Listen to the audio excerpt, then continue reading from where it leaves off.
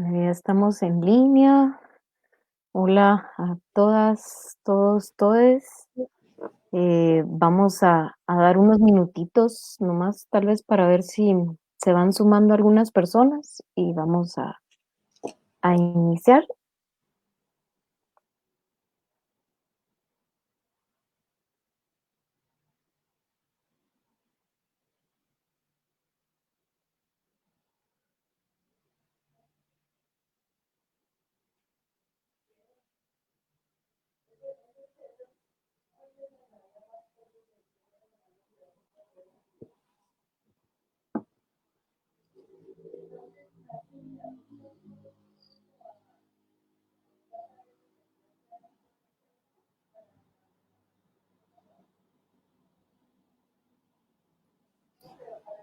Creo que no estábamos todavía en línea, pero bueno, otra vez, hola a todas, todos y todes, bienvenidos. Vamos a dar unos minutitos para ver si se van sumando más personas y ya damos inicio, así que quédense sintonizadas, sintonizadas, que ya vamos a dar inicio.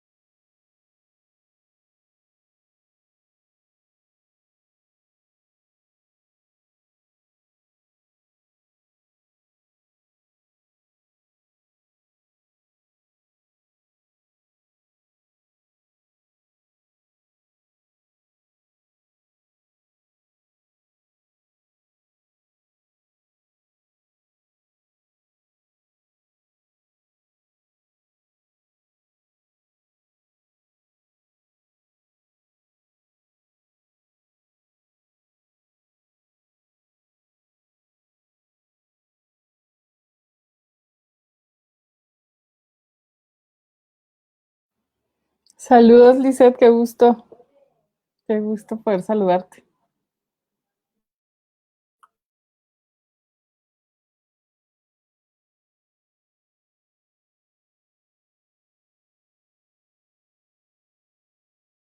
Bueno, si quieren, les parece, vamos comenzando. Ya hay algunas personas conectadas, así que muchas gracias.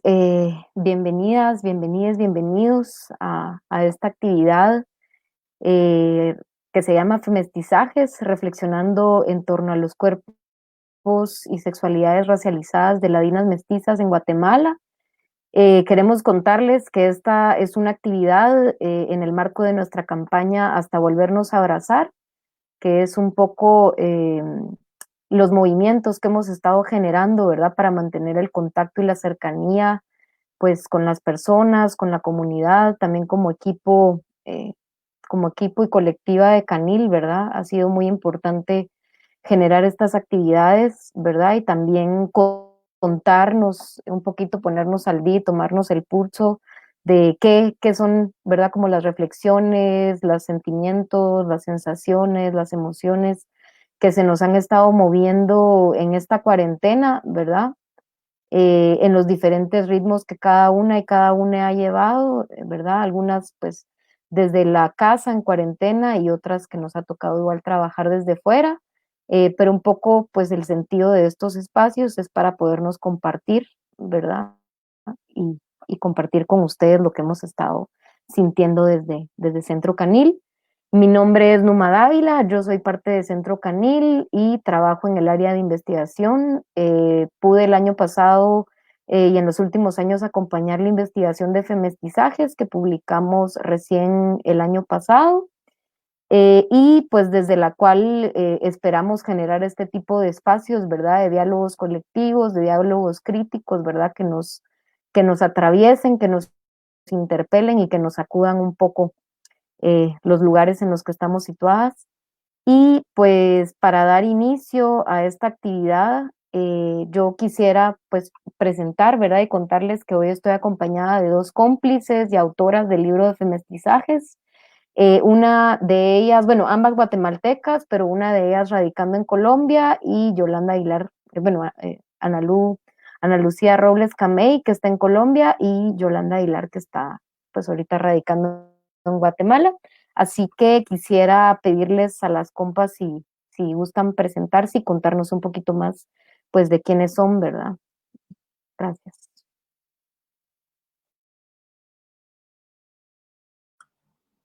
Ay, eh, hola, pues yo soy Ana Lucía Robles. em, pues nací y crecí en el altiplano guatemalteco, entre Totonicapán y Quetzaltenango. Y tengo algunos años de vivir en Bogotá. Soy antropóloga, digamos, de formación. También tengo como estudios en temas de género y soy cocinera también. Y he sido activista lésbica, feminista, también digamos como activista a través del teatro y de otras herramientas como más desde el arte y la expresión.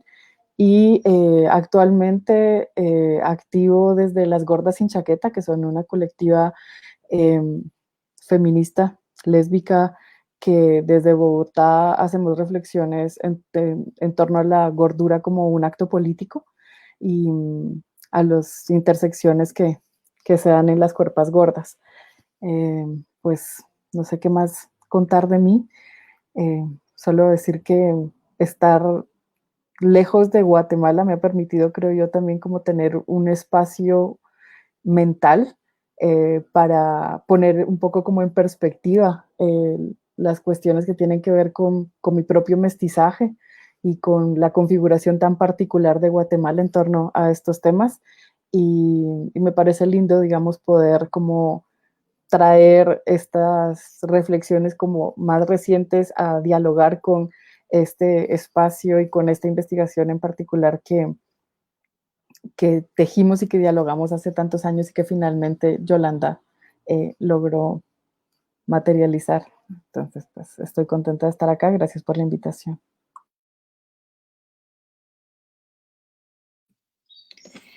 Bueno, pues buenas tardes. Mi nombre es Yolanda Aguilar, soy ladino-mestiza, estoy aquí en Guatemala, soy antropóloga también. Eh, Estoy muy contenta de haber llegado a este espacio en común, porque efectivamente eh, el libro de Femestizajes se terminó, se publicó el año pasado, y desde Centro Canil queríamos eh, tener este tipo de encuentros, pues primero presenciales, que los empezamos teniendo, y ahora virtuales, porque sentimos que desde las diferentes versiones de lo que hacemos formación, hacemos procesos de sanación e investigación. Esta investigación habla mucho de la apuesta política de Canil. Para mí fue muy importante como antropóloga, pero como feminista también, tratar de entender si es que íbamos a poder articular un conocimiento que hablara de lo feminista y de la experiencia del cuerpo y de la experiencia del mestizaje. Y bueno, en eso resultó Femestizajes. Estoy muy contenta de estar aquí al lado de Lucía Robles, que fue parte de esta investigación, y por supuesto de Numa Dávila, que fue fundamental para terminar esta investigación, las tres antropólogas y las tres feministas. Así que un gusto compartir este foro con todas y todos ustedes. Muchas gracias. Que la verdad es de que qué emoción, a mí me hace muy, muy, muy feliz y me emociona mucho tenerlas a ustedes dos también aquí en conversa, ¿verdad? Y como ya bien decía Yoli, pues hoy les queremos contar y compartirles un poco más sobre los caminos que hemos recorrido, ¿verdad? Diferentes personas que hemos transitado por el espacio de Canil en estos 10 años de construcción, y que en este caso, para lo que nos convoca el día de hoy, pues tiene que ver también con ese camino de repensar, de resentir y de cuestionar también nuestros lugares situados como personas ladinas y mestizas en el contexto histórico, político y social específico de Guatemala, ¿verdad? Y cuestionar también pues, los roles que ocupamos en la reproducción del racismo en Guatemala específicamente. Yo, igual como para ir tomando cuerpo de lo que es el libro, quisiera iniciar la conversación leyendo una cita de la compañera hondureña Melissa Cardosa, que es la introducción, la presentación que ella hace del libro y que lo pueden encontrar en el mismo. Y abro cita. El cuerpo y la cercanía emocional mueven esta investigación. Lo hacen para interpelar a los mandatos patriarcales, racistas y heteronormados interiorizados que han diseñado la arquitectura de las relaciones, desde las más íntimas hasta las más públicas, y develar en la experiencia corporal cómo opera esta articulación. Para la autora, nombrarse ladina mestiza, entendiendo la ladinidad como el aspecto que ha reproducido el racismo y el mestizaje, la posición política de lo que se ha negado, es una urgencia que permite reconocer para transformar el tejido social que se surce en la vida cotidiana y reclama como el más importante en los proyectos vitales de la sociedad. Con esta cita de reflexión que nos hace Melissa sobre el libro de Femestizajes, yo quisiera iniciar la conversación preguntándole a Yolanda precisamente, pues, cuáles han sido las fuerzas generadoras que te movieron a realizar esta investigación, y por qué ha sido para ti importante hablar sobre la experiencia de ser ladina mestiza en el contexto de Guatemala. Bueno, pues gracias, gracias Numa. Pues todo resultado tiene un proceso, ¿verdad? Y básicamente yo creo que todas las personas ladinas en este país, todas las personas que hemos vivido predominantemente en este territorio, sabemos que este es un territorio predominantemente maya. Y es fácil que cualquier persona maya de cualquier pueblo se identifique desde sus raíces, desde su idioma, desde su ancestralidad, desde su cultura, sobre todo en estos años, ahora que lo maya tiene una fuerza y una voz y un protagonismo muy importante. Hace 15 años, a las ladinas nos preguntaban, bueno, ¿y eso de ser ladina qué es? Y hasta hace muy poco todavía eso sucede, y lo único que nosotros podíamos decir es que lo ladino es ser no indígena. Y en el movimiento de mujeres, por mucho tiempo, yo empecé a darme cuenta de cómo fue ese proceso de compañeras indígenas cada vez con más fuerza, cada vez con más empoderamiento de sí mismas, y a mí me empezó a hartar esa sensación carente de ser ladinas y de no poder decir realmente qué otra cosa somos además de lo que no somos. Y entonces yo pasé por la etapa esta judeocristiana en donde yo me sentía culposa de ser ladina, básicamente porque, bueno, entonces las otras personas indígenas han pasado situaciones mucho más duras que las mías, yo tengo privilegios, yo tengo posibilidades, pero en realidad me empecé a sentir mal conmigo misma de ser yo. Y me empecé a preguntar si no había otra manera de relacionarme con una identidad, de llenarla de contenido. Y entonces, básicamente fue en un espacio que tuvimos algunas feministas que se llamaba Conversatorio de Mujeres, en donde una amiga, Ana Silvia Monzón, escribe un documento sobre la tensión que existía en el movimiento de mujeres entre mujeres indígenas y mujeres ladinas. Y yo me quedé con esa idea en la cabeza preguntándome, ¿y eso qué significa?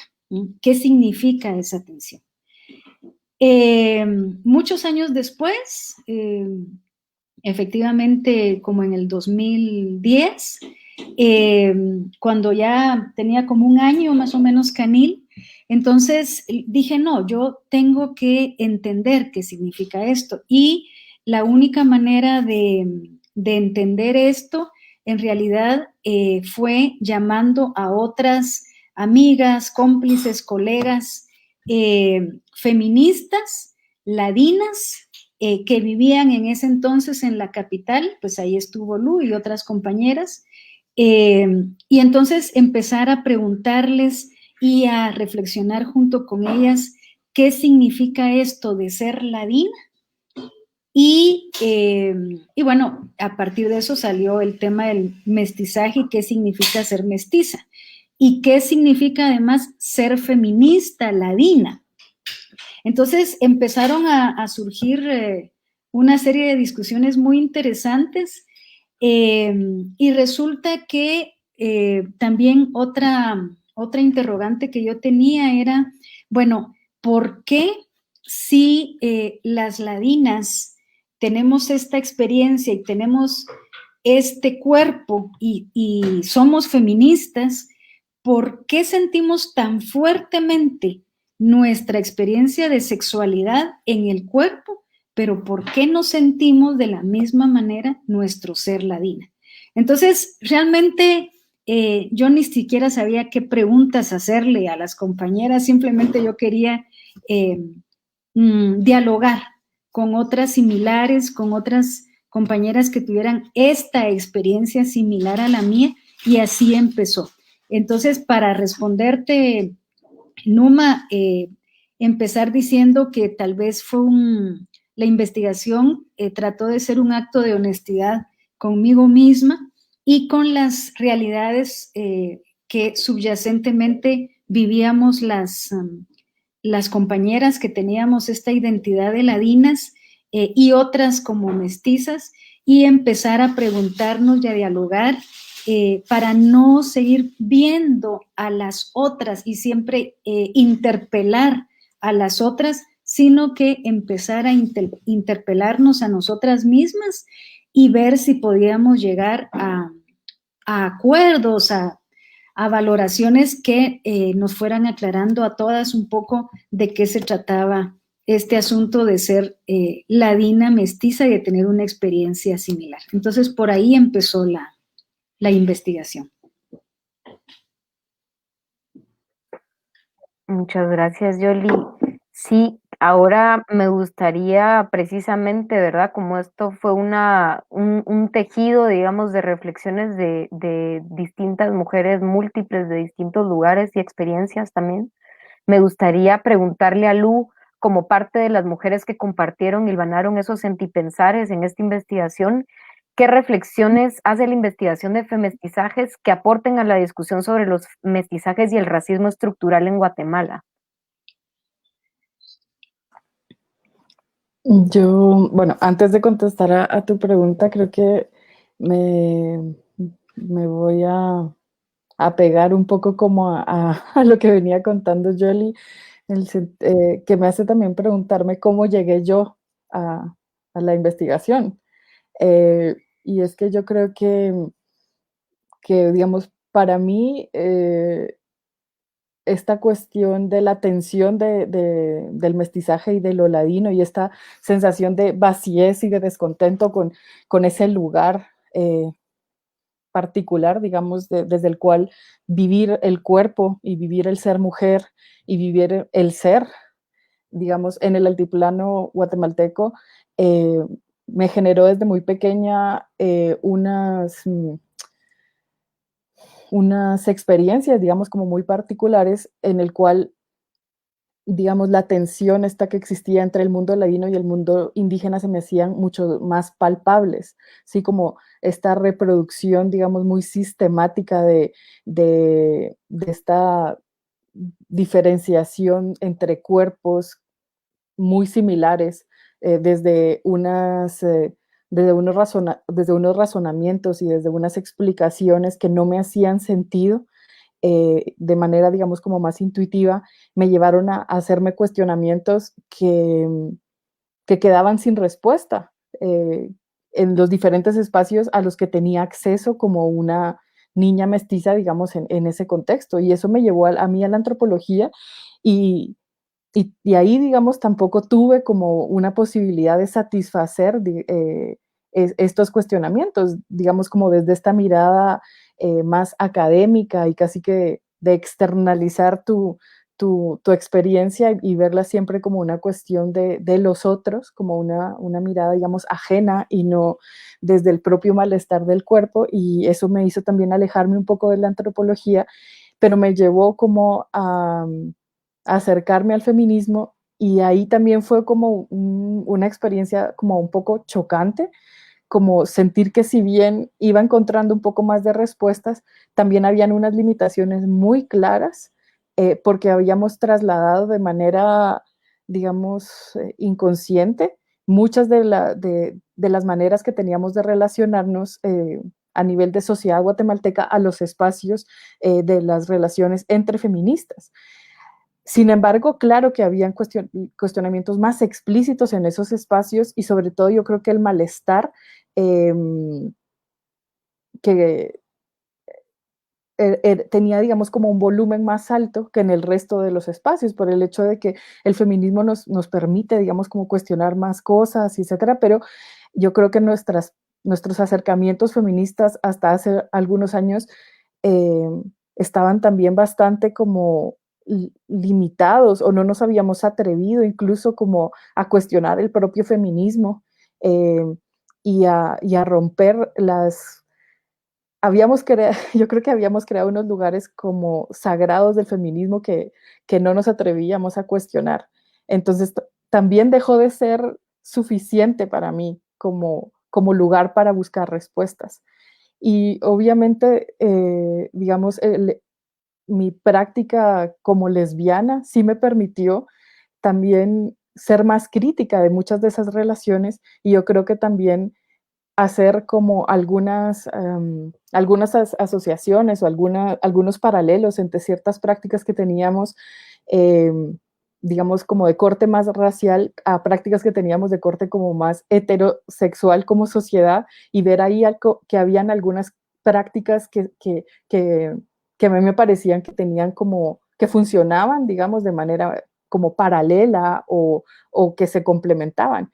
Y fue en los espacios lésbico-feministas para mí que me permitieron, digamos, como abordar más como estas tensiones, eh, aunque pues también tenemos nuestros lugares sagrados lesbo-feministas, pero fue finalmente ahí que creo que leyendo, digamos, más a las feministas como postcoloniales, a las feministas negras, a las feministas indígenas, que empecé tal vez no a tener respuestas, pero sí preguntas que me hacían más sentido a las intuiciones que yo había sentido, que yo había como sentido desde el cuerpo y desde la experiencia de habitar esos espacios y de habitar constantemente esta incomodidad de ser ladina en un país como Guatemala y de ser una lesbiana ladina en un país como Guatemala, ¿no?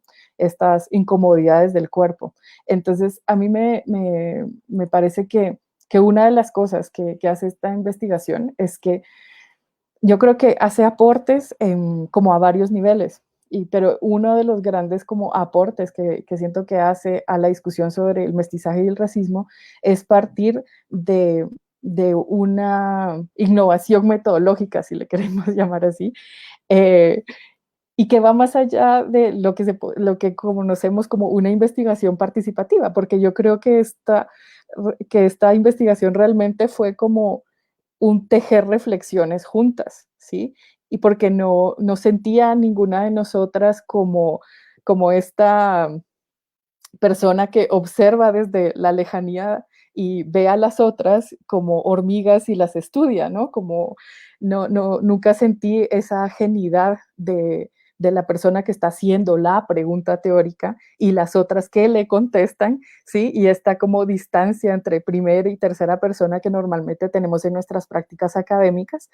Y eso es muy nuevo, digamos, aunque pues en realidad parece ser como una cosa como tan intuitiva, lo de realmente tener una práctica de investigación en la que la persona con la cual construyes conocimiento está en una posición horizontal, ¿no? Eso es muy, muy nuevo, o de la manera, digamos, que acostumbramos a construir conocimiento en nuestras academias incipientes.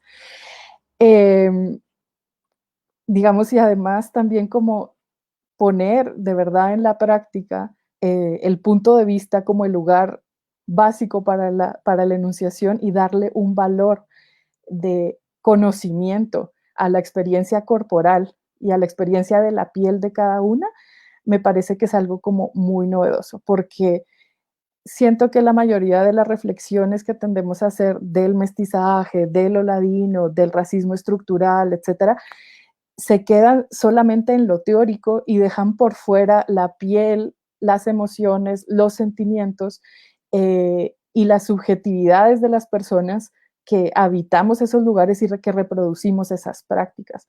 Entonces, para mí es muy innovadora esta investigación en ese sentido y yo creo que es una, digamos, experiencia que vale la pena, digamos, reconocer y replicar. Yo creo que valdría realmente la pena replicar como una manera en la cual se puede trascender y construir conocimiento de maneras en las cuales eh, matamos a la autoridad teórica y validamos esos otros conocimientos que también nos aportan a la realidad y que yo creo que a la larga son los únicos lugares desde donde las propuestas de transformación realmente tienen un sentido, ¿no? Porque se sienten, porque le hablan a esa parte emotiva, porque hablan a otros lugares y otras formas de hacer. Y además el hecho de que nos ponen como sujetos de la enunciación, sujetos del tejido de conocimiento,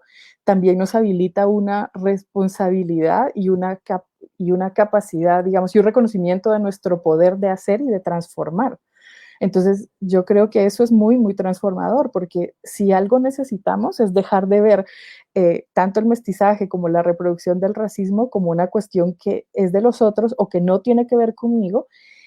Y yo creo que otra de las cosas innovadoras, digamos, de esta investigación es darle un lugar al malestar y, y acompañar el atender ese malestar.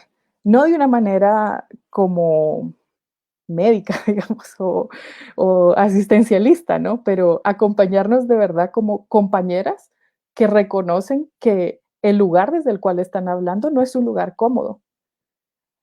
Acompañarnos a vernos las heridas es una posibilidad, creo que solo se teje desde esa complicidad que nos da el reconocer a la otra como alguien cuyas experiencias también las he vivido yo y y que está ahí no desde el juicio, sino el reconocimiento de ella misma. Y eso también me parece que es una cuestión de resaltar, porque es muy extraño encontrar lugares en los cuales nos sentimos con esa posibilidad de dejarnos la piel y exponer nuestra herida ante las otras.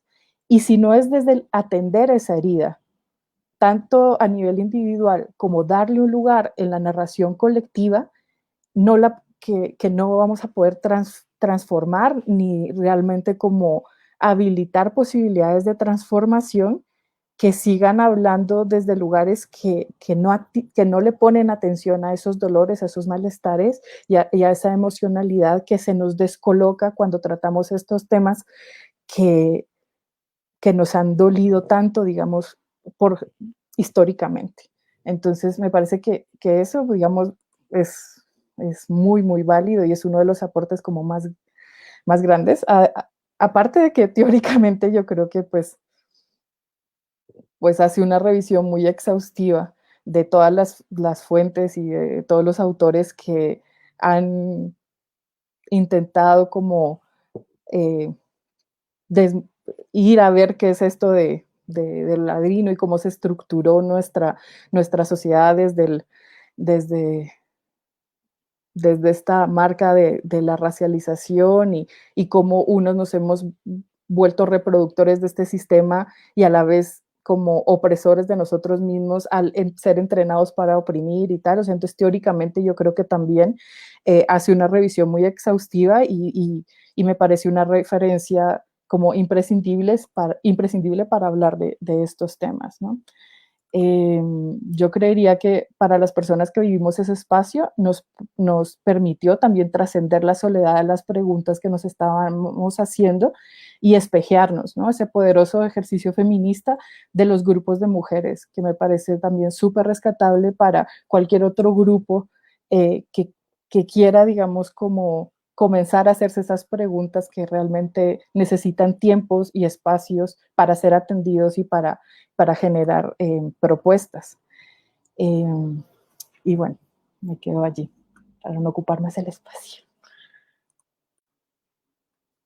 Muchas gracias, Lu. La verdad es de que, puchica, escucharte es muy rico, ¿verdad? Como ver también cómo se ponen en juego como todos estos elementos. A mí justo, ¿verdad? Creo que personalmente me toca mucho esta cuestión de la necesidad de dejar de ver la reproducción del racismo como que no tiene que ver con una misma, ¿verdad? Y un poco quisiera llevar como este enlace de a partir de lo que tú decías, para también, bueno, quiero colocar como un enlace, ¿verdad? Un extracto de la investigación que también tiene que ver como justamente cómo cuestionamos ese racismo internalizado en nuestros deseos, ¿verdad?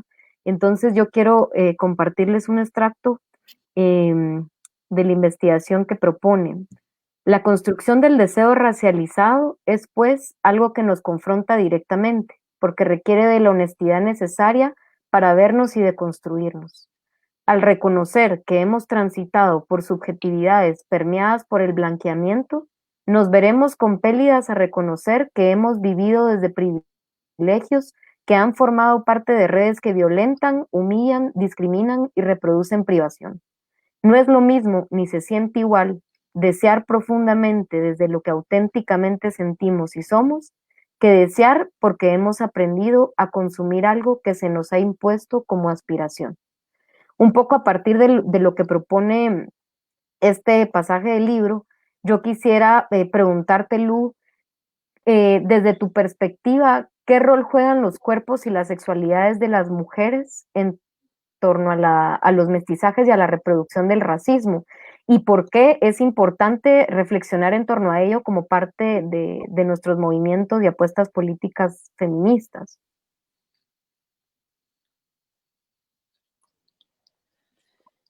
Pues yo creo que los cuerpos y las sexualidades de las mujeres, pero yo creo que también de todos los seres que este sistema piensa como seres feminizados, que va más allá de los cuerpos de las mujeres, juegan un papel como muy fundamental en la reproducción del racismo.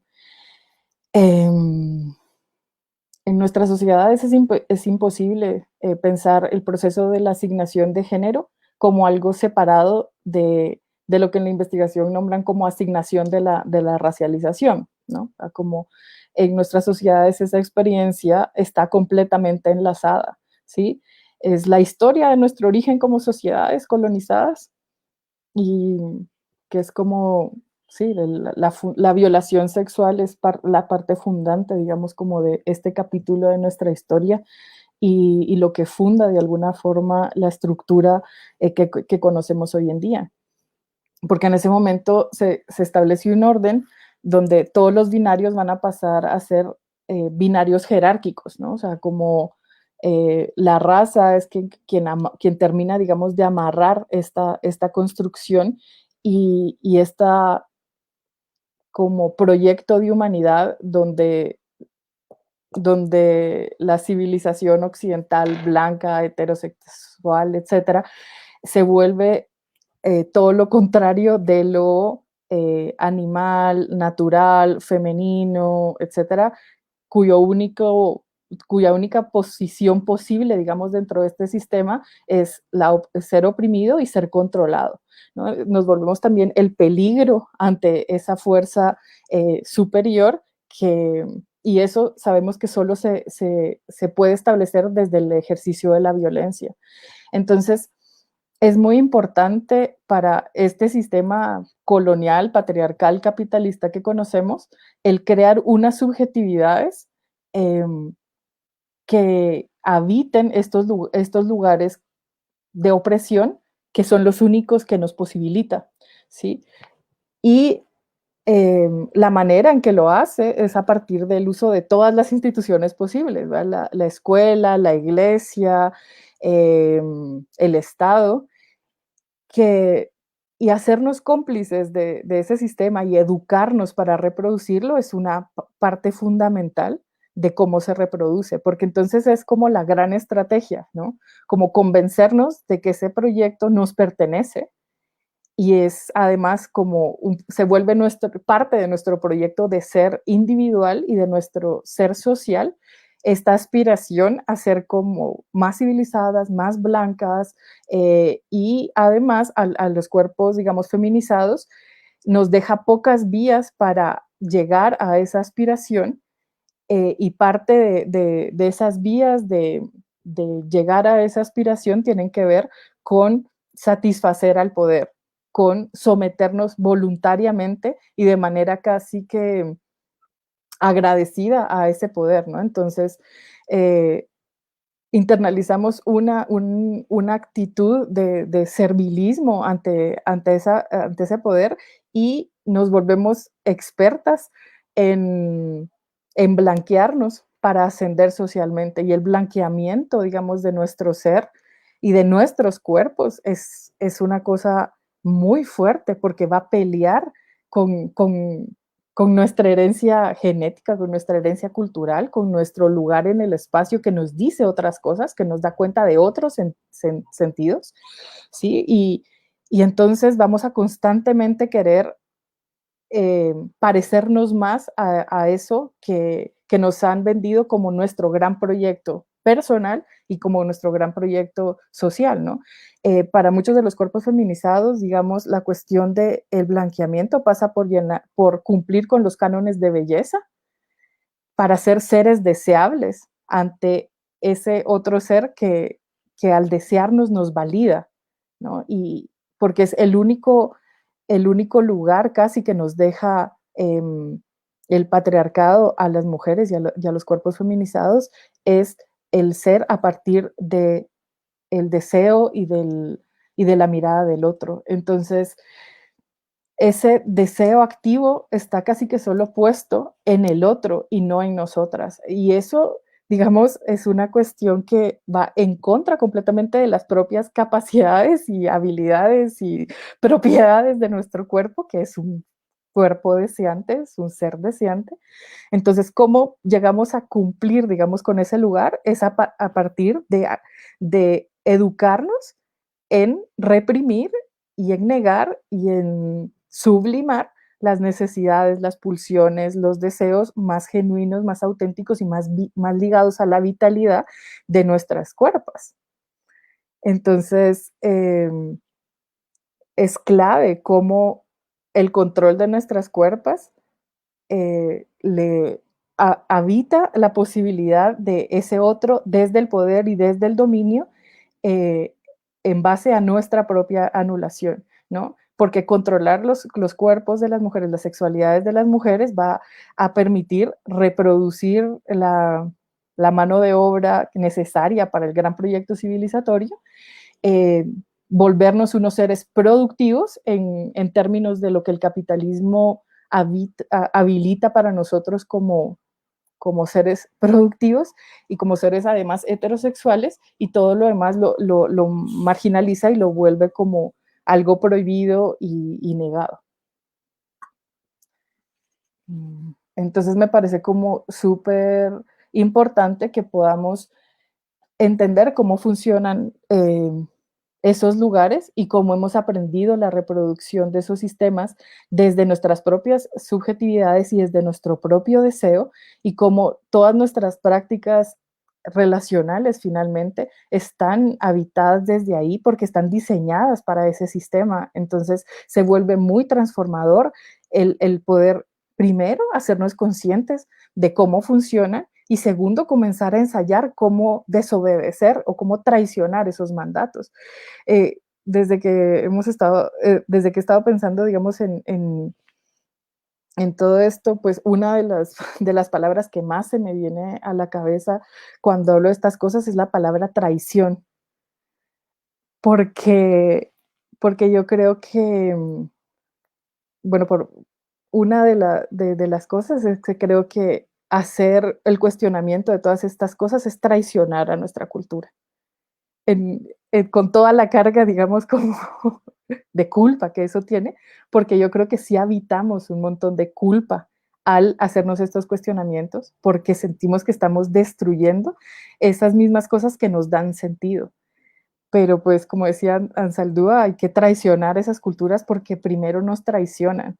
Y me parece súper válido pensar en que necesitamos traicionar eso, o sea, dejar de creer en eso, dejar de que se vuelva parte de nuestra tradición y dejar de que sea sagrado, ¿no? Como parte de los valores que hemos heredado, de lo que no se toca, de lo que no se cuestiona, de lo que no se nombra, de lo que no se dice, de lo que no se puede hablar, y por lo tanto, digamos, se sigue reproduciendo sin que tengamos una posición al respecto y sin que nos responsabilicemos de ser parte de esa historia. Entonces me parece importante pensar en que es necesaria esa traición.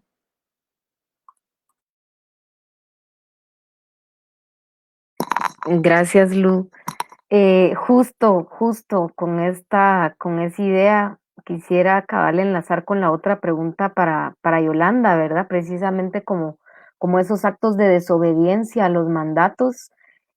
Cuando tú, Yoli, propones el ser ladina mestiza como una identidad política de ruptura, ¿a qué te estás refiriendo?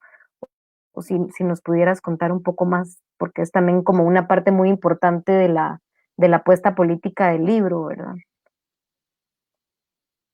Sí, bueno, primero decir que estoy totalmente de acuerdo con lo planteado con Lu, o sea, yo creo que no lo podría haber planteado mejor en el sentido de que me da mucho sentido. Bueno, antes de entrar a lo de las identidades políticas, quisiera decir algo que tiene que ver directamente con eso, y es, primero, que en este planteamiento que hace Luz sobre el hecho de que siempre estamos viendo a los otros para no interpelarnos a nosotras mismas, yo creo que la investigación en realidad lo que propone es que aún en las herramientas que hemos utilizado para querer cambiar o transformar la realidad, ahí sí hay una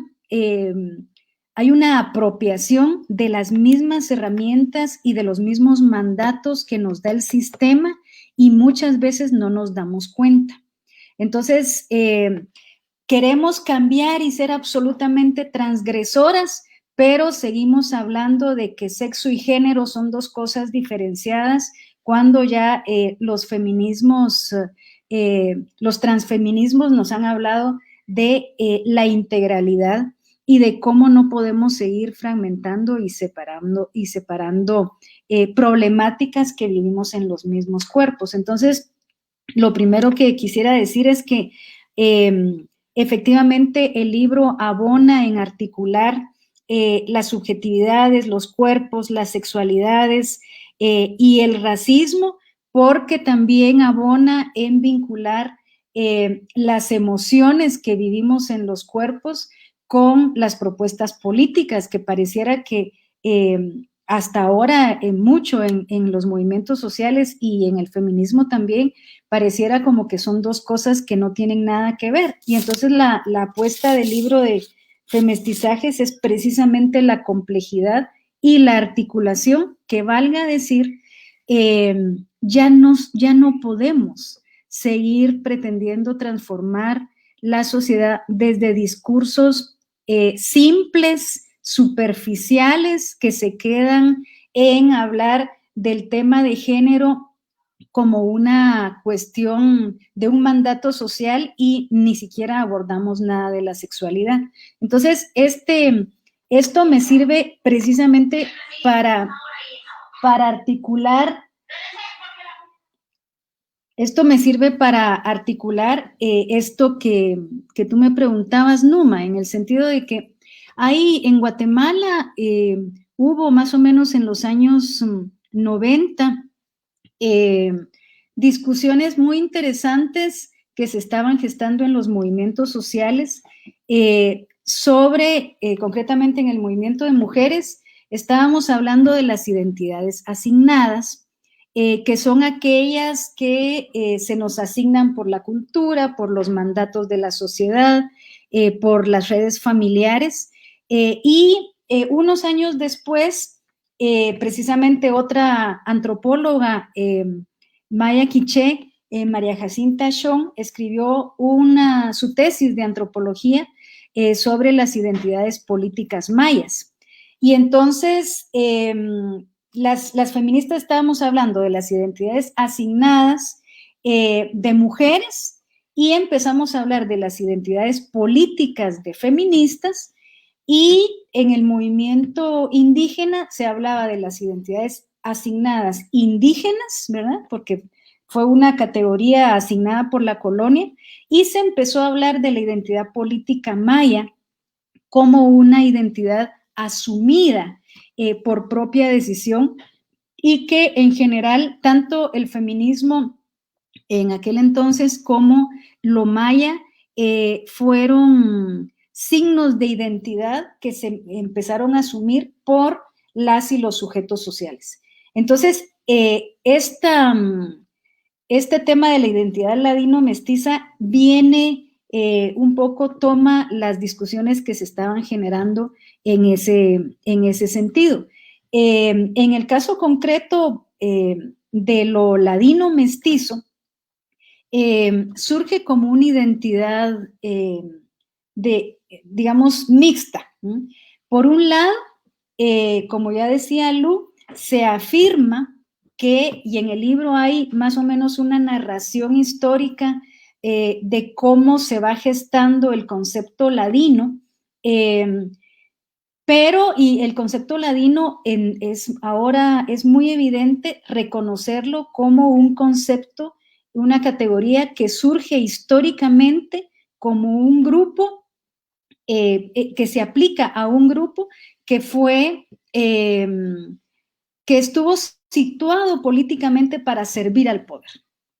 Ese es el grupo ladino, y podemos ver a los políticos actuales y sabemos exactamente que eso es lo peor de lo ladino. O sea, el desperdicio más terrible de lo ladino se da ahí, en esa forma de hacer política aspiracionista y vinculada con el poder. Entonces, por un lado, lo ladino es una categoría que reconoce que venimos de una historia que internalizó el racismo y lo reprodujo para seguir teniendo ciertos privilegios y ciertas,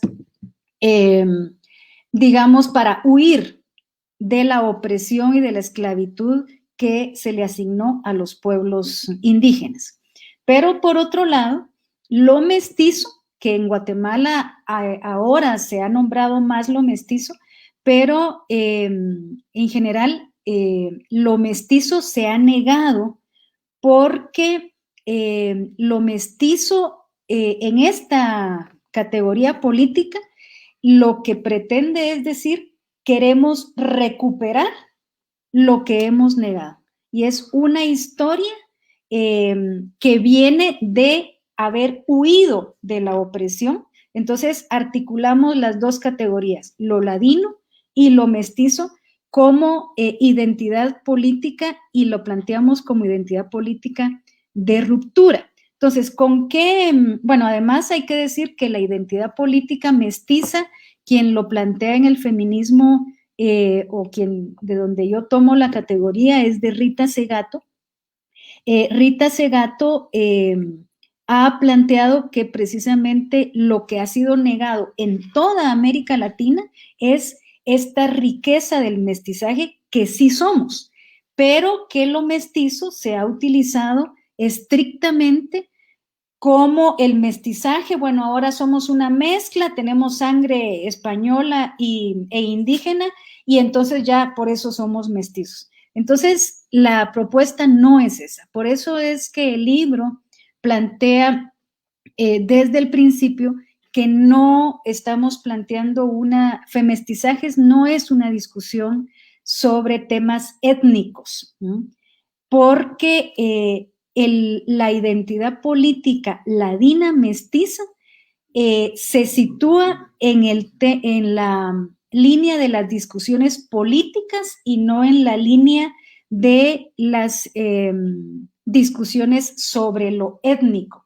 Porque para empezar, lo étnico pertenece al área de las discusiones culturalistas, obsoletas, precisamente de la antropología, que plantea que los otros son lo étnico, ¿verdad?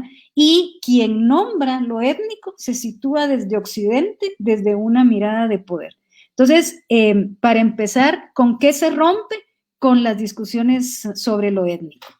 ¿Ruptura con qué también? Ruptura con la reproducción de lo negado, porque siempre lo mestizo en otras partes de América Latina está relacionado con aquellos que no se consideran indios o no se consideran negros, ¿verdad?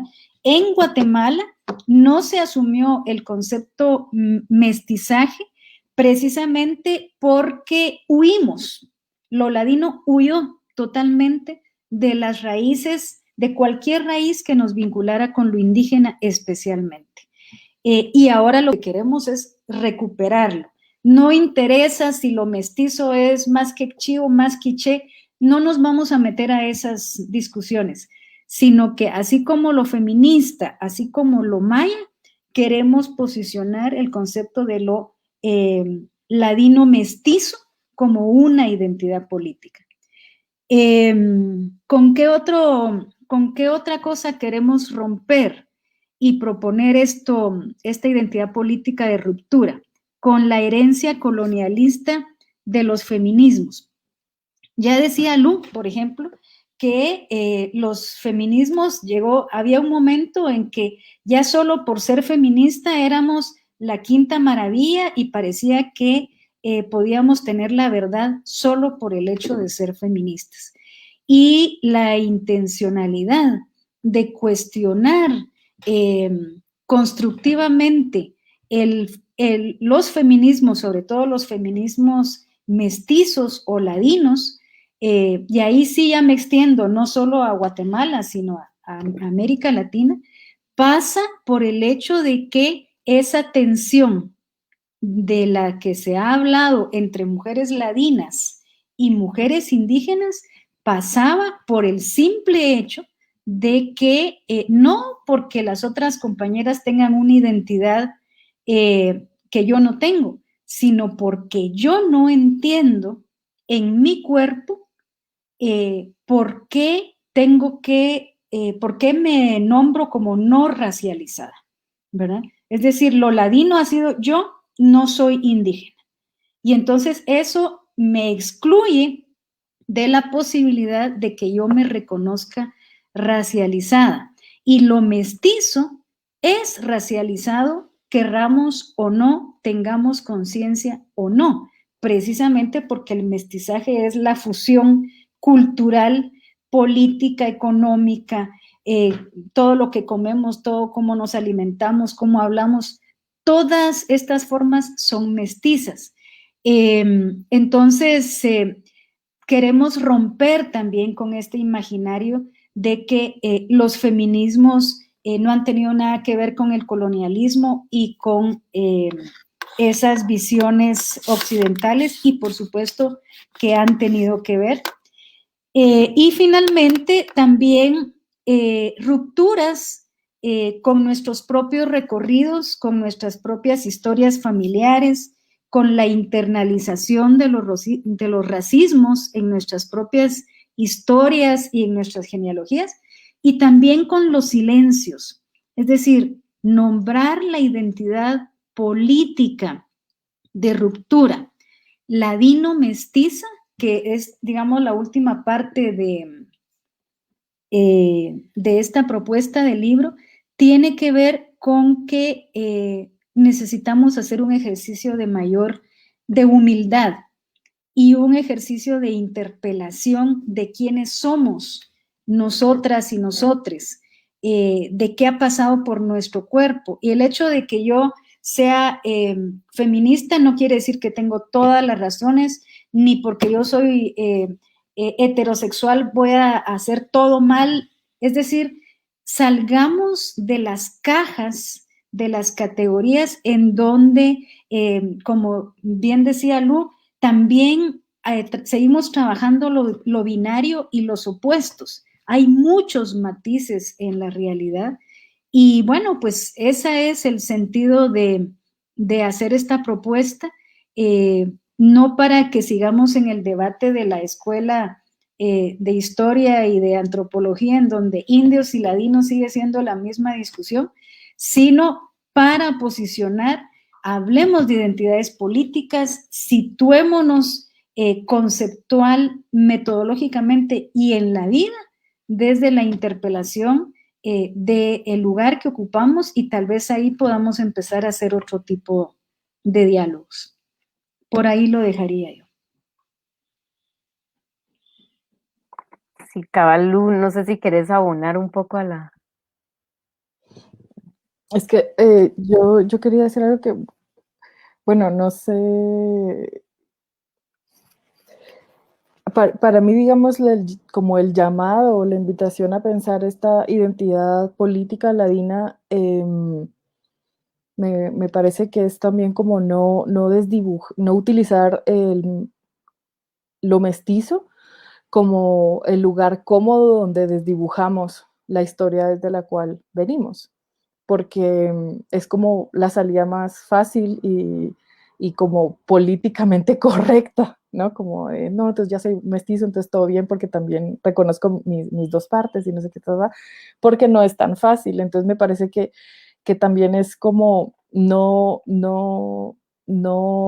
optar por la opción fácil, no desdibujar que si bien tenemos una experiencia, una genética, todo un bagaje cultural mestizo, los lugares en los cuales fuimos, en los cuales habitamos, en los cuales nos reproducimos, los ideales que internalizamos, nuestro deseo fue construido desde espacios ladinos, desde espacios, digamos, desde este lugar del aspiracionismo blanco y de estos lugares que son cómplices de esta estructura que funciona haciendo, digamos, ejecutando toda una práctica racista en nuestras sociedades.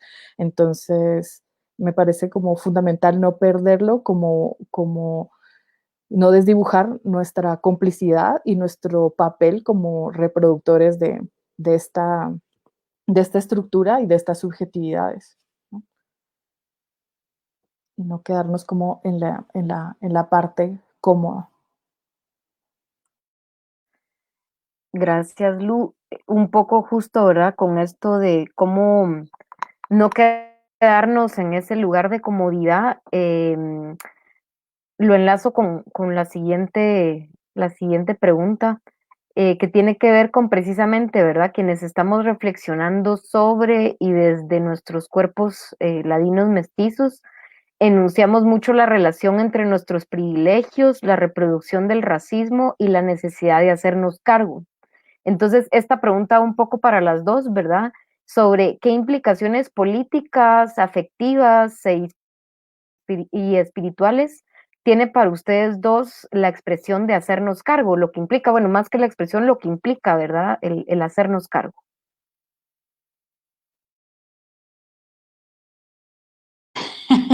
Bueno, yo le digo a Numa que qué preguntitas, ¿verdad? Qué fuertes. Uf.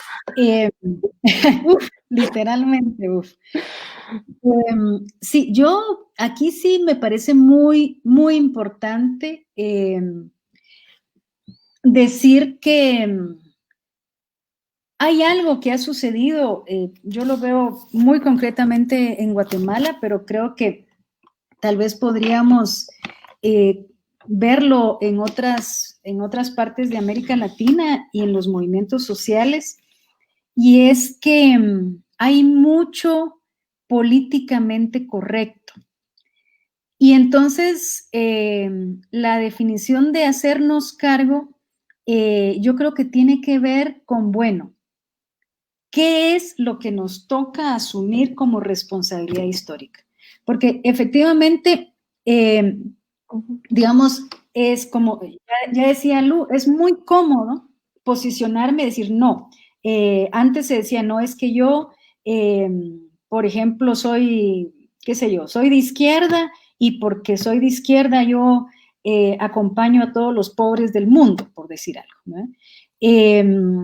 Yo porque soy feminista, pues entonces ya tengo resueltas muchas cosas de mi vida, lo cual tampoco es cierto.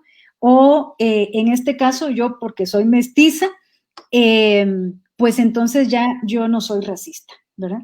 Y ese es el lugar más cómodo, o como dicen muchos hombres, ¿verdad? No, yo no soy machista, ¿verdad? Yo, qué sé yo, jamás le he pegado a mi mujer, cosas de ese tipo, ¿no? Esos discursos son ya tan simples, tan poco, tienen tan poco significado, porque es una pobre justificación, ¿verdad? Y hacernos cargo es una responsabilidad histórica porque el mundo efectivamente está cambiando más allá de lo que nosotros nos imaginábamos que íbamos a poder ver que estaba cambiando. Por ejemplo, ahorita lo que está pasando en Estados Unidos no nos imaginamos que lo íbamos a ver, ¿verdad?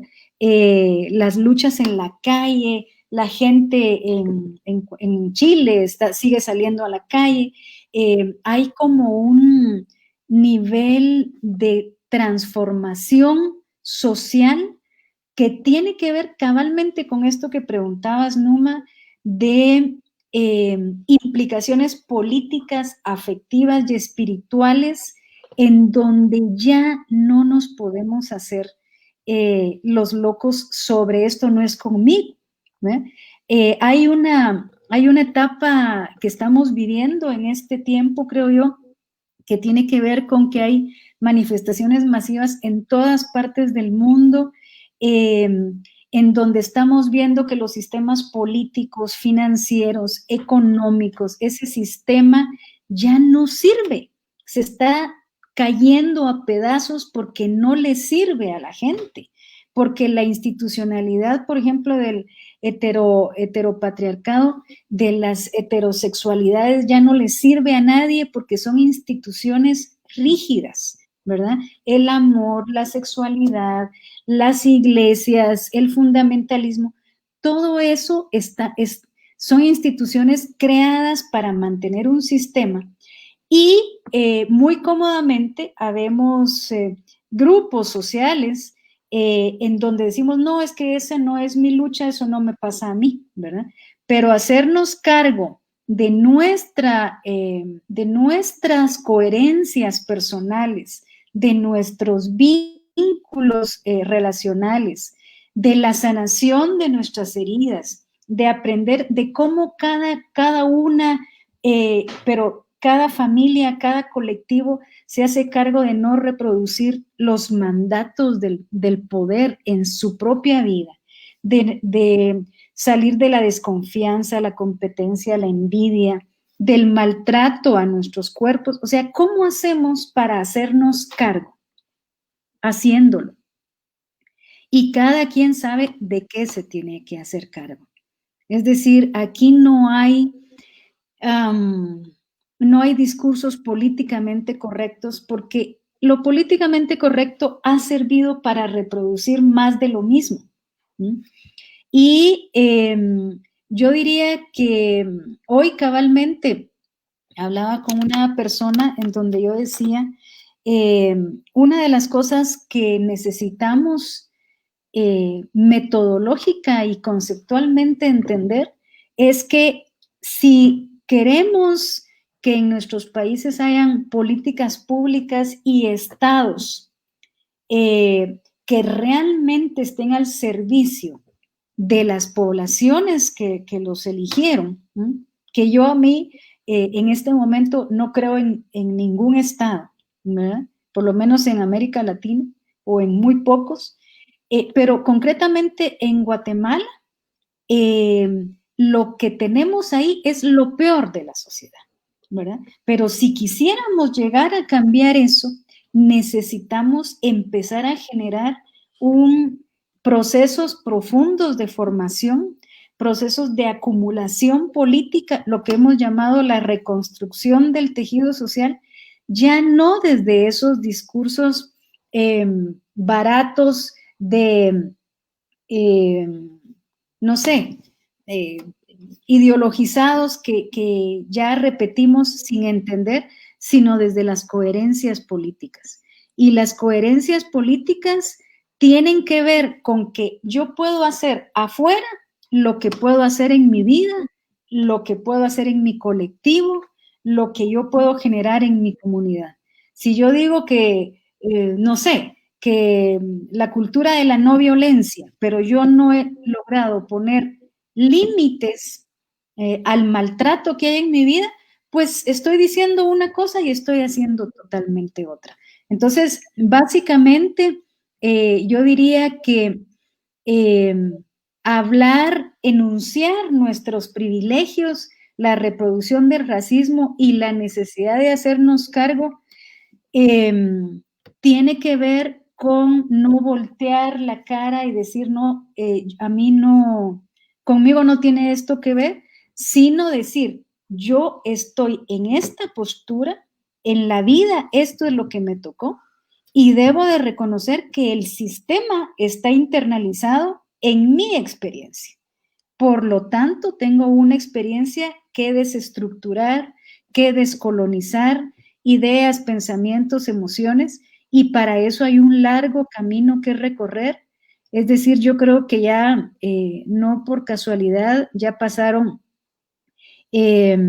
tantos años después de los acuerdos de paz, en donde todo el mundo creíamos que íbamos a algo así como tomar el poder, ¿verdad? Y resulta que nada que ver, y 20 años después estamos en situaciones de atascamiento en donde ya los discursos y las prácticas necesitan articularse para ser de maneras, para ser más coherentes, ¿verdad?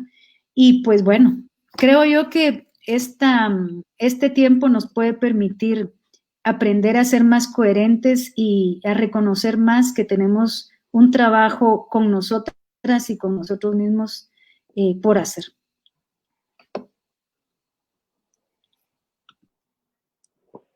Yo creo que cualquier cosa que esté pasando hoy en día a la humanidad es, es mi responsabilidad, ¿no? Y porque me incluye, me habla, me interpela como ser humano. Y más cuando estos lugares, digamos, cuando he habitado históricamente lugares desde el privilegio.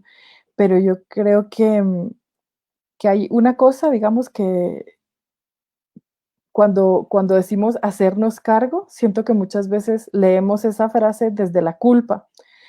Y el lugar de la culpa es un lugar desresponsabilizador y que no nos permite precisamente hacernos cargo, nos inmoviliza, nos llena de una carga que no reconoce nuestra capacidad de renunciar a ese lugar. Entonces, y me parece que es otra vez quedarse como en un lugar como, a mí me funciona más pensar incluso más allá de la responsabilidad, porque la responsabilidad se sigue sintiendo como una cuestión puesta desde el exterior, sino más como desde la recuperación del poder que tengo como ser humano en un lugar específico.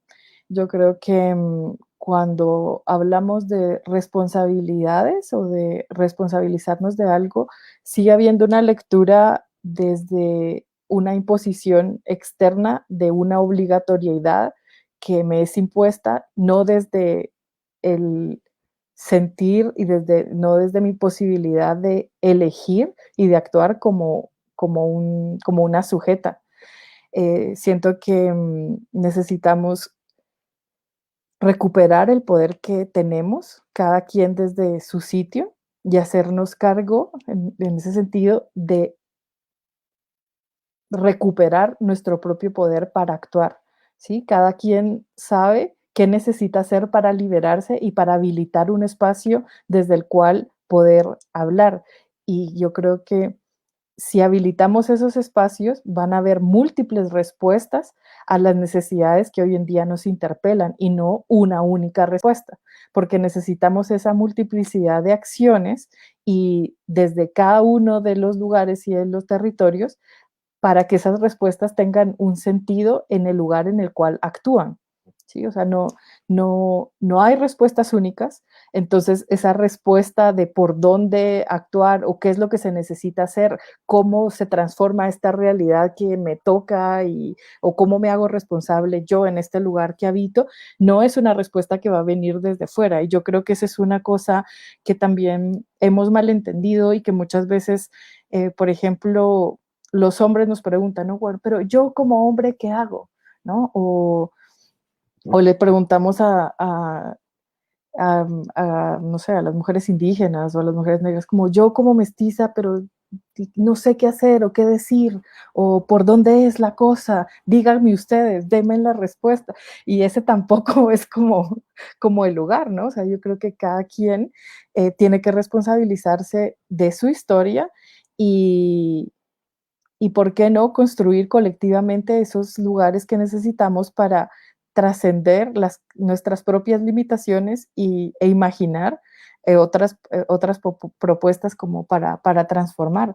Me parece que es algo que si bien nos concierne, que la realidad si bien nos concierne a nivel personal, solo puede cambiarse de manera colectiva, como dice Yolanda en el libro, ¿no? O sea, es muy importante poder articular con las otras personas y hacer que, que nuestras voces y ese hacernos cargo también tenga un impacto, digamos, transformador, colectivizable, que se pueda colectivizar.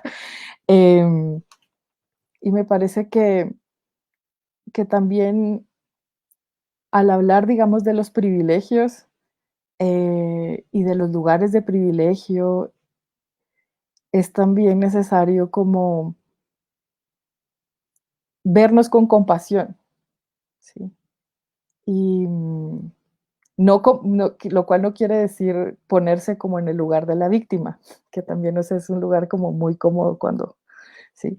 Sino vernos con compasión, como seres que estamos finalmente haciéndonos preguntas para la libertad, pero que no hemos sido construidos para la libertad. Entonces no tenemos ni todas las respuestas ni todas las soluciones y nuestros intentos van a ser fallidos muchas veces. O sea, la vamos a cagar múltiples veces porque tenemos que intentarlo y solo de esa manera vamos a lograr crear respuestas que nos hagan más sentido y que tengan el impacto que verdaderamente queremos. Entonces yo creo que sí necesitamos tener una mirada compasiva con nosotras mismas y con las personas con las cuales habitamos un lugar, con nuestras familias, con nuestras compañeras de camino, y etcétera, porque creo que a veces también exigimos de los otros que se hagan cargo de una manera muy violenta, cuando a nosotras mismas hacernos cargo no ha sido un proceso fácil ni, ni corto, ni hemos encontrado de una vez todas las respuestas. Entonces yo creo que una manera, que esta cosa de hacernos cargo tampoco puede venir desde esta exigencia o desde un nuevo deber ser que venga desde la violencia y desde una manera, digamos, única, correcta de ser, de estar, de decir y de, sí, no puede ser universal la respuesta y tampoco puede volverse una práctica violenta cuando lo que intentamos es crear más libertad y hacernos responsables de otros lugares. Entonces yo creo que ahí es re importante la compasión, la paciencia, la escucha y, y la ternura y la recuperación de esas cosas que nos han sido negadas. Me parece que es la única forma en que vamos a poder construir y ensayar intentos de nuevos haceres sin que nos castiguemos ni nos volvamos a romper entre nosotras mismas. No siempre vamos a tener las respuestas correctas, no siempre vamos a decir las palabras exactas, perfectas, usar los términos más adecuados, ni decir las cosas más políticamente correctas. Y nuestras prácticas muchas veces o la mayoría de veces no van a ser coherentes porque tampoco nos hemos construido desde ahí y yo creo que necesitamos habitar esos lugares donde podemos hablar de esas incoherencias, donde podemos ensayar cosas juntas, donde podemos hacer crítica desde la ternura y donde podemos hacer nuevos intentos de ser desde lugares que no castran, que no culpan, que no nos violentan. No por eso van a ser complacientes y no por eso también van a dejarnos pasar cualquier cosa. Me parece que exigirnos desde esos lugares del diálogo y de la escucha entre nosotras es la única posibilidad, ¿no? O sea, como a mí a veces me da miedo, digamos, como incluso hacer este tipo de reflexiones en lo público. Me da miedo nombrarme de ciertas maneras o decir que estoy pensando ciertas cosas o cuestionándome ciertos lugares, porque siento que a veces también nos casamos demasiado con el deber ser y con lo que es correcto, que no nos permitimos abrirnos de esos lugares y atacamos con mucha violencia y sin permitirnos escuchar o de dónde viene esta compañera que está haciendo este tipo de planteamiento y y eso ha limitado muchos de los intentos de construcción colectiva y muchas de las posibilidades de tejer nuevos proyectos civilizatorios, diría Margarita Pisano. No sé de dónde me salió Margarita Pisano ahorita. Desde otros lugares, ¿no? Como imaginar otras posibilidades. Eh, yo creo que solo se puede hacer desde estas recuperaciones de otras emociones, otras formas, otros cuidados, incluso de otras espiritualidades que necesitamos para poder hacernos cargo. No como una carga, sino como una recuperación de nuestra posibilidad de hacer en este mundo, de hacernos cargo de nuestro lugar y de nuestro propio ser en el mundo. Muchas gracias a las dos compañeras, de verdad que escucharlas sacude y eriza también de este lado de la pantalla y creo que también ha generado como bastante interacción también en el en vivo, que me gustaría de repente que entráramos a ver algunas de las preguntas que hacen las personas en el Facebook.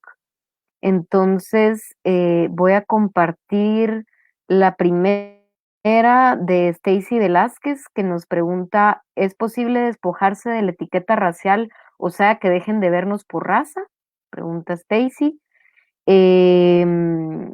Si quieren voy a leer tres, o no sé cómo les parece mejor, igual si les va resonando y van respondiéndolas. Y vamos a ver, acá hay un comentario de Débora Rivera que dice: es que no sé cómo se miden los privilegios si te comparas con la élite. Creo que a veces vivimos con lo mínimo comparado con los terratenientes. Pienso que sería el estándar para mujeres que hemos tenido la oportunidad de cursar estudios universitarios y tener oportunidades laborales.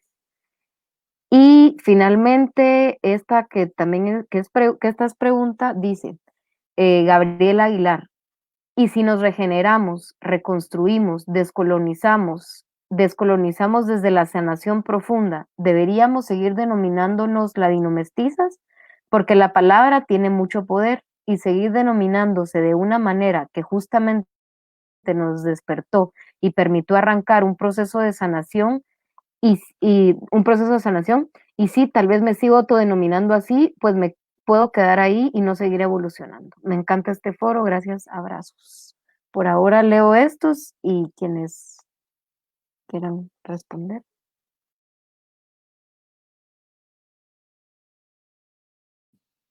Pues yo quisiera contestar la parte de los privilegios de Débora y lo de Gaby.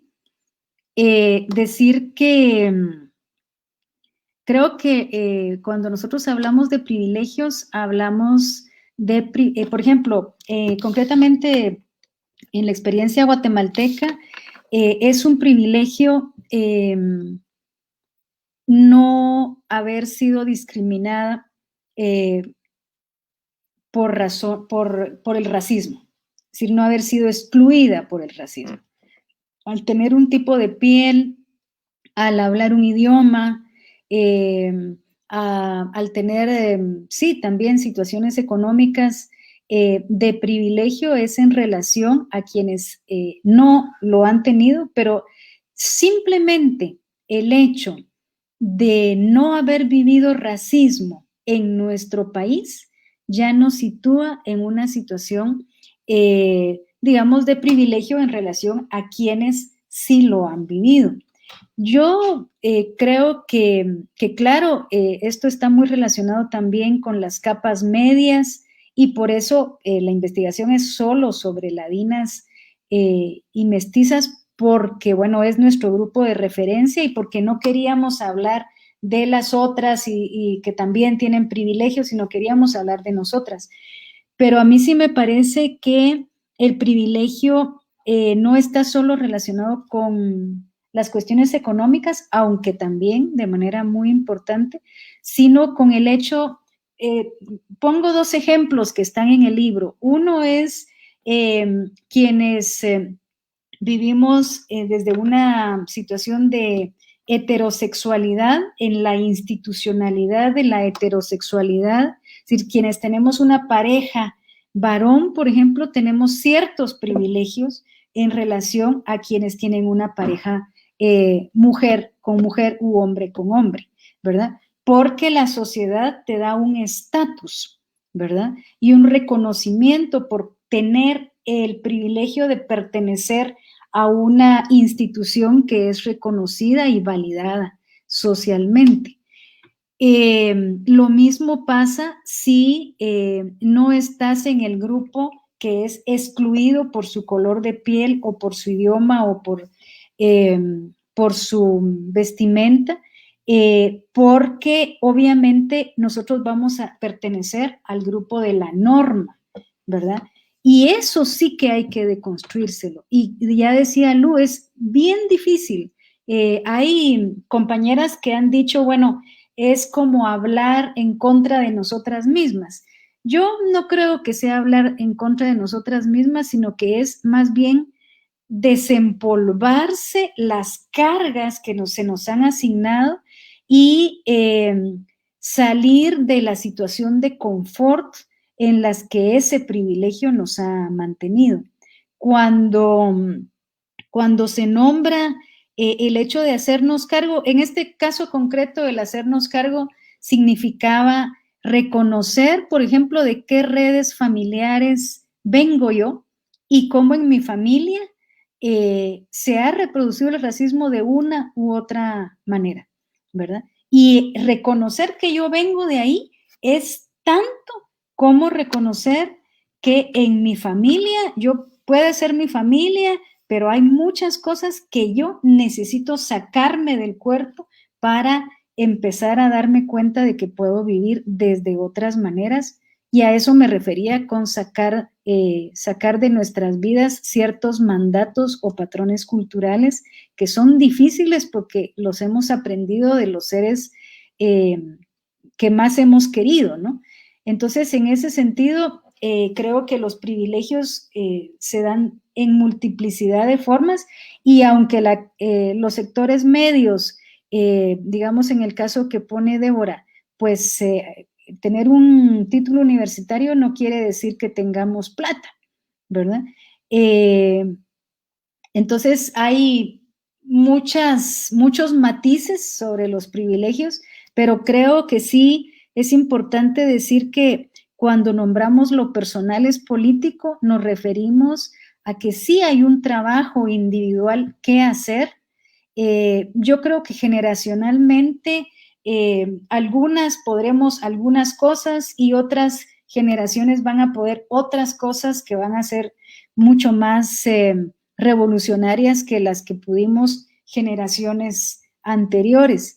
Pero sí creo yo que poner en la discusión el tema de los privilegios ya nos sitúa en un lugar en el que no habíamos estado, y también es cómodo ver a las otras presiones, a las otras personas que están desde las opresiones diciendo, bueno, yo no tengo opresiones, o yo voy a trabajar mi opresión, pero no me hago, no tengo un acto de complicidad o de solidaridad con personas que tienen otras situaciones, y por lo tanto yo no hago nada o no me sitúo en el lugar del cambio.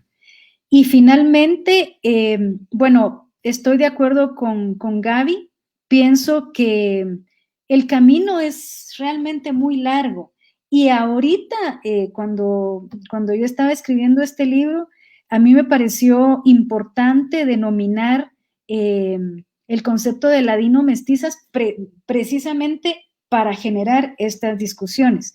Pero eso no quiere decir que ese sea un concepto fijo que se quede en el tiempo, sino que ahorita es que podemos empezar a generar estos debates, seguir estudiando, hacer otras discusiones, hacer otras investigaciones para evolucionar en las discusiones políticas, pero sí creo que poner en el tintero esta definición de ladinas mestizas en este momento puede generar movimientos telúricos que son necesarios hacer en este momento. Por ahí lo dejaría, y lo que decía Stacy, que nos dejen de ver como raza. El problema es que yo diría que, bueno, para empezar, las razas no existen, ¿verdad? Entonces, esos son los inventos del sistema para excluir grupos, ¿verdad? Pero el problema no es solamente que son inventos del sistema, sino que son categorías que se utilizan para que unos se apropien de las relaciones de dominación y para que otros asuman su lugar de subordinación. Entonces yo creo que lo que hay es que trabajar mucho en las organizaciones sobre la deconstrucción de las relaciones de poder, que a veces se toca con mucha delicadeza, y yo creo que hay que entrarle con fuerza a estos debates para deconstruirlos. Yo creo que a veces somos como muy impacientes con, con, con los tiempos que requieren, digamos, las transformaciones sociales, y que creo que claro, el ideal es realmente estar en un mundo post-racial, post-colonial, de construirnos a tal punto que estas categorías dejen de tener como un sentido y y tengan, digamos, una consecuencia en el mundo real tan evidente como la que tienen hoy en día, pero eso todavía no ha pasado. Entonces yo creo que también necesitamos tener una paciencia con esta incomodidad que, que nos refiere el seguirnos pensando desde estas categorías, el que nos sigan viendo y el tenernos que seguir nombrando desde estos lugares que son profundamente incómodos, pero es que todavía esas transformaciones no se han hecho reales en sus consecuencias, en la vida de las personas, y todavía no son concretas en nuestras prácticas. O sea, todavía lo racial y estas categorías tienen un peso tan grande como los que vemos, digamos, como las múltiples consecuencias que tienen las prácticas racistas en nuestros diferentes contextos, que todavía están reflejadas en las profundas desigualdades que tenemos como grupos humanos. Todavía son categorías desde las cuales están los diferentes grupos humanos, creamos, nos pensamos y ejercemos poder. Entonces, pues no podemos ir tan rápido, ¿sí? Y yo creo que tenemos que evitar esa molestia por un rato más para poder llegar a ese mundo en el cual eso deje de existir, pero que aún eso no lo hemos creado. Y claro que las palabras tienen un poder y crean realidades. Y yo creo que hasta el momento las realidades que podemos crear es tratar de de nombrar estas palabras con un sentido crítico y habitarlas desde lugares transformadores como posibilidad de ir abriendo brechas en la realidad, pero todavía no podemos como desentendernos de este lenguaje porque todavía es parte de la realidad y seguimos creando realidades desde allí. O sea, no nos podemos desentender tan rápido y yo creo que, que es importante, digamos, que ver el poder que tienen estas categorías en nuestras posibilidades de transformación. Yo creo, por ejemplo, que, no sé, la palabra patriarcado para el movimiento feminista en un momento fue como, ¿no? O sea, abrió unas nuevas brechas de pensar y de hacer crítica y unas posibilidades de posicionarse políticamente que fueron como muy importantes. Luego fue, no sé, lo de colonial y, ¿no? O sea, otra categoría para habitar, para posibilitar, para no sé cuánto. Ahorita estamos teniendo esta, en el futuro vamos a tener otras, pero necesitamos darles el chance de que nos habiliten la crítica, de imaginarnos proyectos y transformaciones desde ahí. Yo creo que hay que habitarlas un rato y habitarlas incluso desde la incomodidad y solo después de eso descartarlas para cuando nos nazcan nuevas palabras desde las cuales podamos ir creando como nuevas brechas, pero por el momento yo creo que todavía no sirven y no las podemos descartar como algo que no es vigente o que no tiene una importancia para este momento histórico en el cual estamos habitando, ¿no? Y con respecto a la cuestión de los privilegios que preguntaba Débora, yo creo que esto tampoco es como un privilegistómetro. Yo creo que cada persona necesita ser responsable de y consciente de cuáles son los privilegios que sí ha tenido o no ha tenido y cómo y tomar una decisión al respecto en su vida. Pero pues esto tampoco se trata de yo soy la más privilegiada, tú la menos privilegiada y de estarnos como midiendo, digamos, en relación a eso, sino también habitar la posibilidad de la autoconciencia respecto a esos privilegios, porque además no sabemos muchas veces, o sea, realmente cuál ha sido de verdad la experiencia de vida de la otra compañera, del otro compañero. Muchas veces solo proyectamos o asumimos muchísimas cosas sin que realmente lleguemos a darnos la posibilidad de dialogar o de entender cuál ha sido de verdad la historia de esa persona o cuáles han sido de verdad los privilegios que ha habitado y las carencias, ¿no? O las opresiones que, que le han cruzado el cuerpo o de cuáles ha sido, digamos, copartícipe o se ha beneficiado. Yo creo que eso no se puede, digamos, también como revisar de manera superficial. Necesitamos no solo construir unos diálogos con más voces, sino espacios donde los diálogos sean más profundos y nuestros ejercicios de escucha para tejer las transformaciones realmente escuchen las historias y sintamos las historias y podamos crear plataformas de empatía con las otras personas desde ahí y no solo desde de lo que asumimos que ha vivido la otra persona porque yo supongo que viene de tal lado o vive en tal lugar, entonces ya lo coloco en un lugar de porque son lugares que no nos van a funcionar para crear colectividad ni para articular apuestas. Hola Numa de nuevo. ¿Cómo Hola, que se estás? me cayó el internet de Claro. Ay, no. Bueno, muchas gracias a las dos por compartirnos en relación a las preguntas.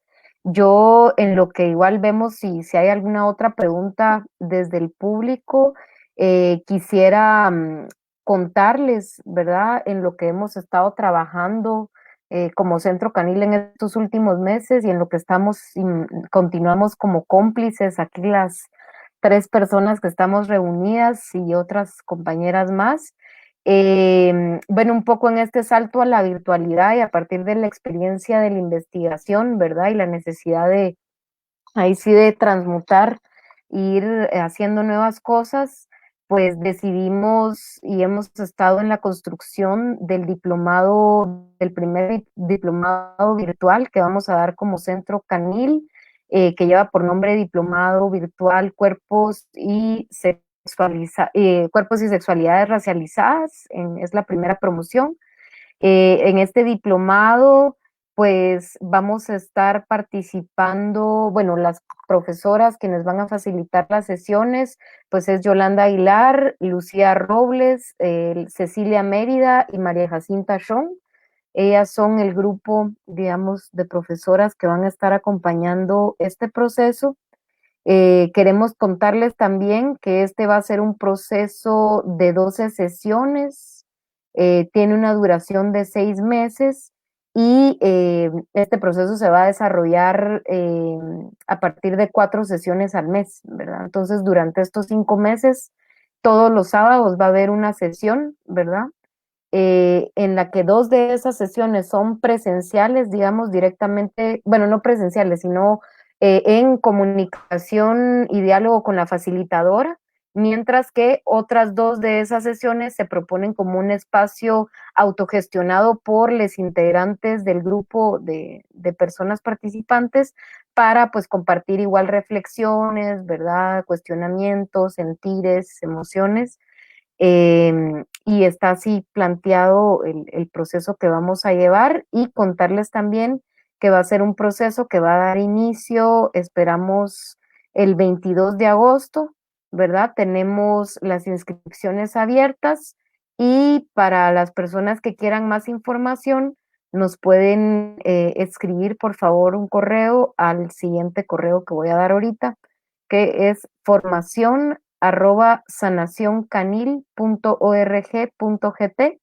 Si no lo pueden anotar ahorita, nos pueden también escribir a nuestra página de Facebook para poderles dar el contacto y que podamos darles un poquito de más información. No sé si alguna de mis compañeras quisiera añadir algo a este punto.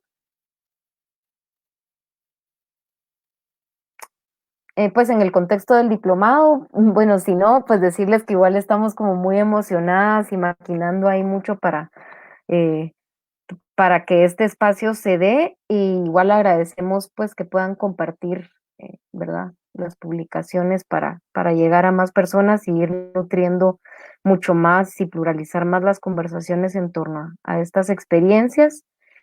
Y yo quisiera ya un poco, vamos a ver si tenemos algunas otras preguntas. Tenemos una pregunta de la compañera Amalia Jiménez Galán, que la voy a leer y no sé si después ya empezamos como a tratar de crear un cierre de la actividad. Amalia nos pregunta, ¿qué podemos hacer con todas esas personas que no están en los circuitos donde surge y se construyen los nuevos paradigmas? ¿Qué hacemos con todas esas personas que siguen reproduciendo los patrones más añejos del racismo, la homofobia, el clasismo? ¿Cómo los acompañamos en nuestra vida cotidiana cuando se cierran por completo?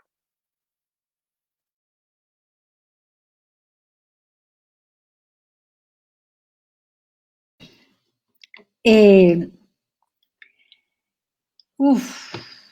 yo creo que una de las cosas que hemos hecho en Canil en los últimos años es que trabajamos con las personas que sí están, que sí desean cambiar, que sí están asumiendo su propio cambio personal y su propio cambio de conciencia.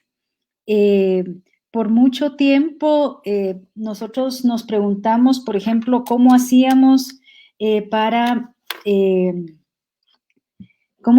por ejemplo, con sobrevivientes de violencia sexual, porque pues llegaban casos de personas que estaban en una situación de crisis terrible y nosotros nos empezamos a dar cuenta de que en principio no trabajábamos con personas que estaban en el momento de la crisis, porque en el momento de la crisis no se tiene capacidad para tomar distancia de la situación, sino que hay que vivir profundamente la situación para identificar qué es lo que voy a hacer para salir de esa situación.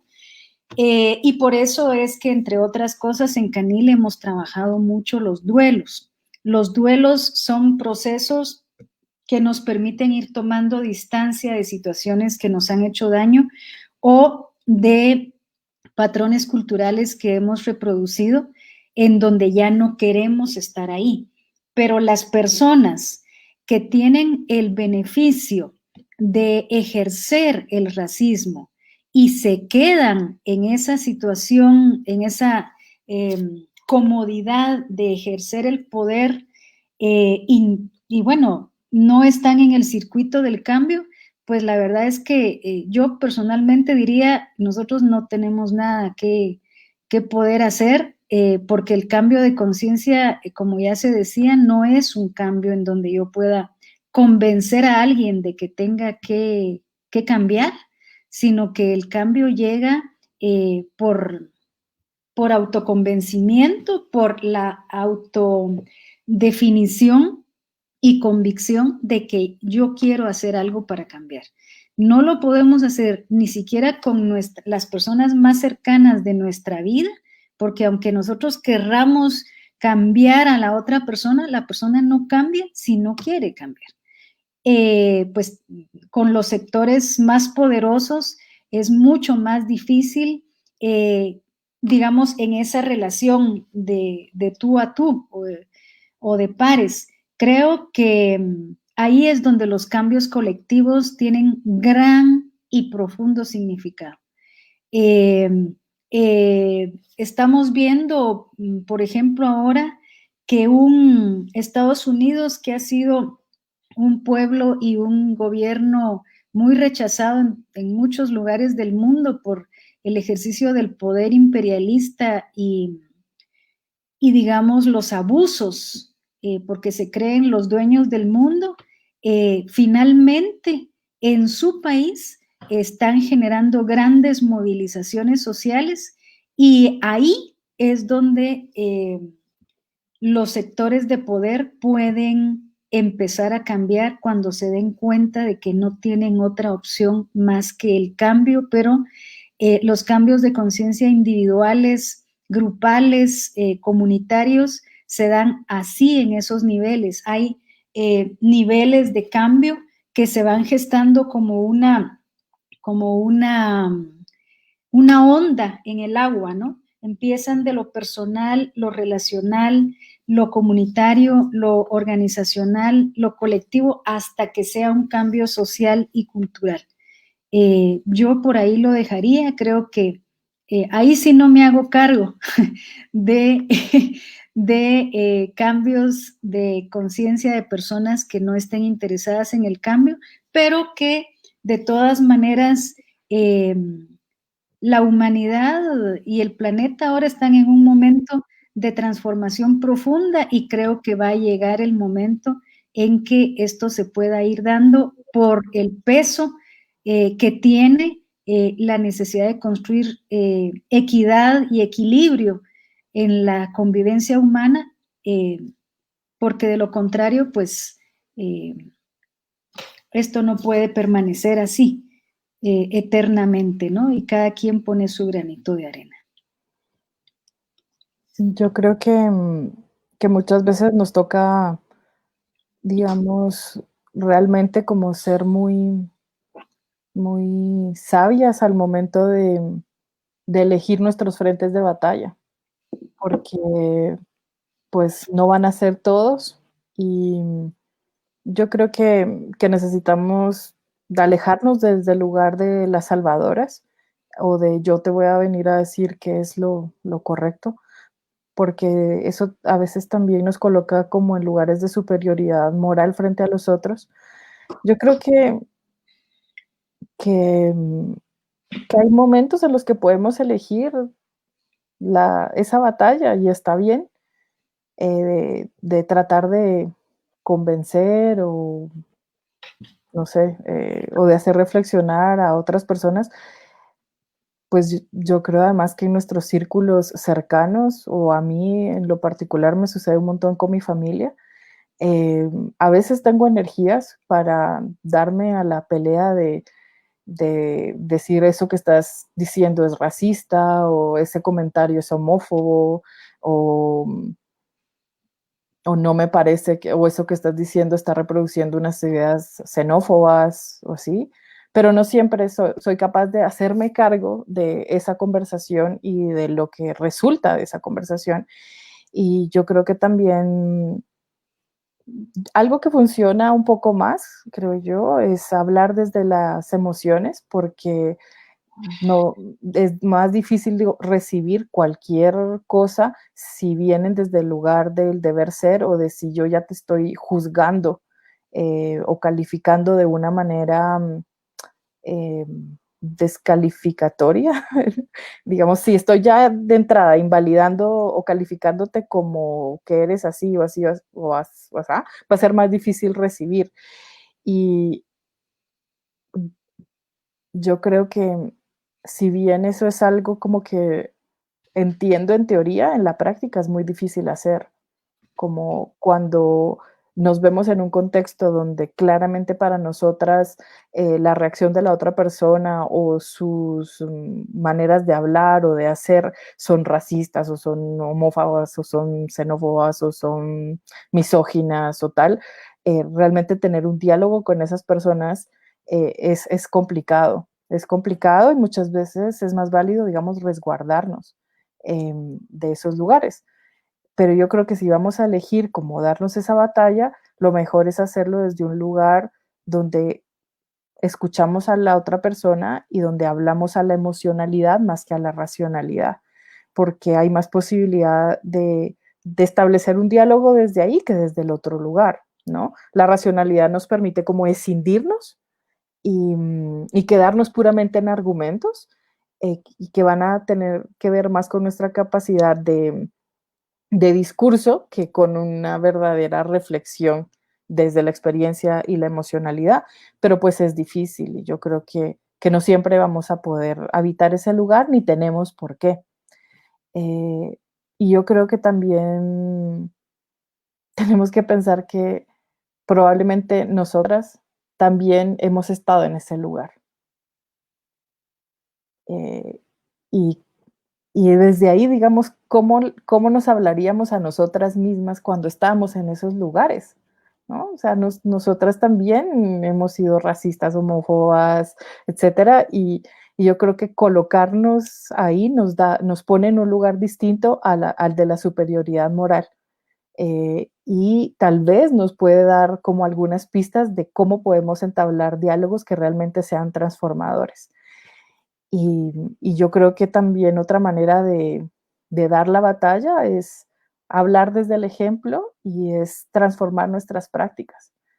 Y a veces yo creo que también respetar los tiempos del otro es casi que lo único que podemos hacer, porque no siempre esas transformaciones van a ser con la misma urgencia que nosotras las vemos y tampoco conocemos o sabemos todo lo que hay en la experiencia de la otra persona.